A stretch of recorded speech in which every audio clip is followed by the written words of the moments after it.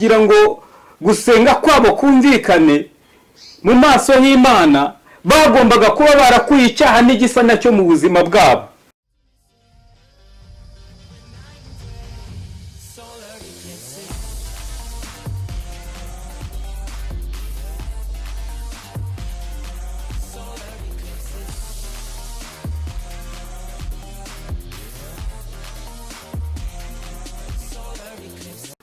Nongeye kubifuriza umugisha w'Imana abantu bari kwikamba Karovari TV, mbifuriza kugira ngo ukuboko kw'Imana kubane namwe. Amazina yanjye niyoboka Imana Jean Marie. Ijambo Imana yashize ku mutima wanjye aka kanya nifuza kuganiraho namwe ni ijambo rivuga ngo guharanira kubuhiriwe mu maso y'Imana. Guharanira kubuhiriwe mu maso y'Imana, ibyo umuntu akwiye kuba akora, ibyo akwiye kuba adakora kugira ngo abuhiriwe mu maso y'Imana, cyangwa se abone gukora kw'imbaraga z'Imana. Hari ibintu mu buzima bwe Imana igomba kuba itakibonamo kugira ngo yitwe uhiriwe, ndetse no kugira ngo gusaba kwe kumvikane mu maso y'Imana. Ni ibi bintu Imana ishyize ku mutima wanjye tugomba kuganira aka kanya. Weho unteze amatwi aho uri ku mpande zose z'isi, ukaba uri kumvira ijambo Imana yo mu ijuru guha umugisha. Hano Zaburi ya mbere iratubwira ngo hahirwa umuntu wababariwe ibicumuro bye, ibyaha bye bigatwikirwa, umutima we nube mu buriganya. Iri jambo guharanira kubuhiriwe niryo jambo numva Imana yashize ku mutima wanjye. Bivuga ngo aba bantu kugira ngo gusenga kwabo kumvikane mu maso y'Imana, bagombaga kuba barakuye icyaha n'igisa nacyo mu buzima bwabo, baharanira gushyira mu bikorwa icyo Imana ivugana nabo, baharanira gukiranuka, baharanira kugira ngo bagaragare mu maso y'Imana. Ari naho ijambo riri muri Matayo ibice byaho 5 naho atubwira ngo herekana umuntu wiriwe uwo ari we, ibyo akwiye kuba akora. Rero muvandimwe wowe uri kumvira ijambo, mwifurije kugira ngo ubuhiriwe mu maso y'Imana. Ntabwo wavuga ngo witwuhiriwe ariko ukora ibibi, udakora ugushaka kw'Imana. Umuntu ukora ugushaka kw'Imana nuko aharanira kwanga icyaha n'igisa nacyo. Ijambo ry'Imana riratubwira muri Yesaya 52 ngo ukuboko k'Uwiteka ni kwaheze ngo kunanirwe gukiza, n'ugutwi kwe ni kwapfuye. Rero Imana ijya yumva gusenga kw'abantu b'abakiranutse. Imana ijya yumva gusenga kw'abo bantu baharaniye gukura icyaha n'igisa nacyo mu buzima bwabo. Nayo mpamvu iri jambo ritubwiye ngo hahirwa umuntu wababariwe ibicumuro bye, ibyaha bye bigatwikirwa. Muvandimwe, wifurije kugira ngo aka kanya uharanire kubuhiriwe mu maso y'Imana. Birashoboka hari ko wasengaga ariko mu maso y'Imana udahiriwe, kubera mu buzima bwawe ntabwo waranduye icyaha. Imana mu buzima bwacu ntabwo itwanga, ahubwo yanga icyaha kiri mu buzima bw'umuntu. Nayo mpamvu kugira ngo ukorane n'Imana, ndetse ibyo uri gukora kugira ngo biguhire, ni kugira ngo ukure icyaha n'igisa nacyo mu buzima bwawe, kwitwa uhiriwe mu maso y'Imana. Muri Matayo ibice bya 5 atubwira ngo hahirwa abakene mu mitima yabo. Urumva ijambo ry'Imana rigiye rigaruka ku kintu cyitwa guhirwa. Abo bakene Imana yavugaga ntago n'abantu bakeneye ijambo ry'Imana bagaharanira kurishira mu bikorwa, ariko bakaba bafite ibiri kubarwanya. Nkuko nawe aka kanya hari ibiri kukurwanya, ariko Imana ikaba iri kukwifuzaho ikintu bita gukiranuka.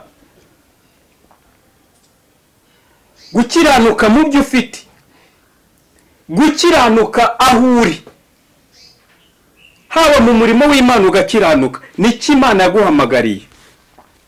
Rero ijambo ry'Imana ngo riragomeza riratubwira ngo icyo umukiranutse azerekezaho amaboko kizamubera cyiza. Impamvu kimubera cyiza nuko abatagihagaze mu nzira yo gukiranirwa.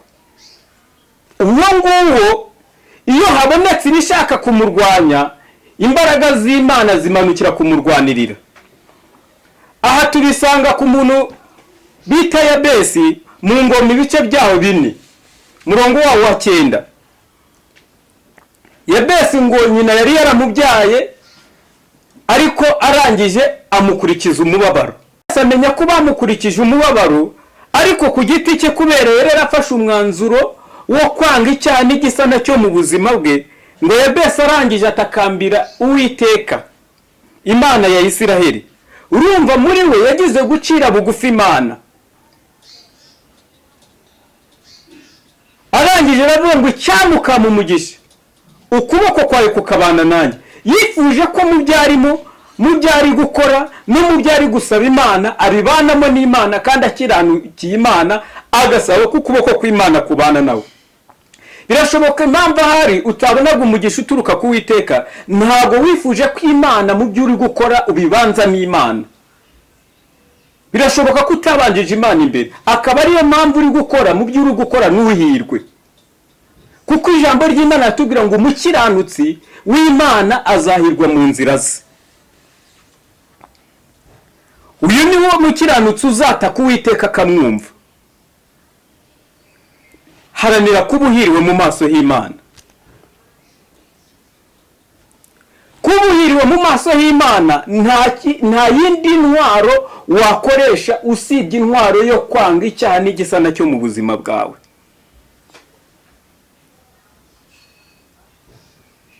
Ngo ukuboko k'Uwiteka ni kwaheze, ngo kunanirwe gukiza, n'ugutwi kwe ni kwapfuye ngo kunanirwe kumva, ngo ahubwo gukiranirwa kwacu niko kudutandukanya n'Imana.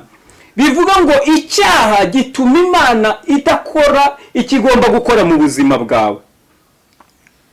Icyaha gishobora kuboroka umugambi Imana yari gufiteho,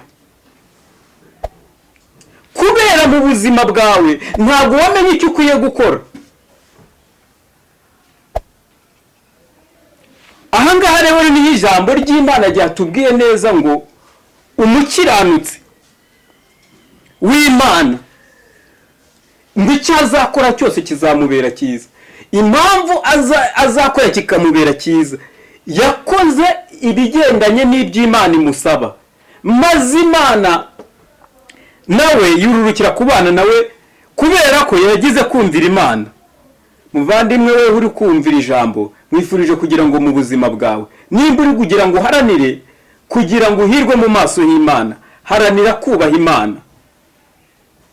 Yabesi uyu nguyu amaje kumenya ko bamwatuyeho umuvumo, yafashe intego yo kubaha Imana, yanga icyaha n'igisa nacyo, maze Imana ibona ko hari umuvumo bamwatuyeho mubi. Kuko Yabesi bisobanura umubabaro, ngo nyina yamutwitanye umubabaro. Yabesi mu buzima bwe arangije acira bugufi Imana, ahamagara Imana. Ndagira ngo nkubwire muvandimwe, nta kindi cyatuma wongera guhirwa mu maso y'Imana usibye gucira bugufi Imana. Wamara gucira bugufi Imana ukagira kuyumvira, maze uzarebe icyo Uwiteka azakugenera. Zaburi ya 56 umurongo wa 9 haravuga ngo ibara kurorongotana kwacu, ngo ishira amarira yacu mu icupa kaburwibutso mu maso y'Imana. Bivuga ngo uyu muntu nawe yarazi ko ageze muri situation hare Imana itakimwumva, ariko yari yamwumvaga kubera ko muri we yari yarafashe gukiranuka agushira imbere, maze Imana ikagifata amarira yarize ikayashyira mu icupa. Ndagira ngo nkubwire muvandimwe, ntabwo Imana igitererana n'ubwoko bwayo. Yabesi ahangaha yakomeje kwibutsa Uwiteka ko bamwatuyeho umuvumo, atakambira Uwiteka. Ngo Imana irangije yitegereza umubabaro wa Yabesi, ngo Imana irangije imusubiza ibyo yari yayisabye.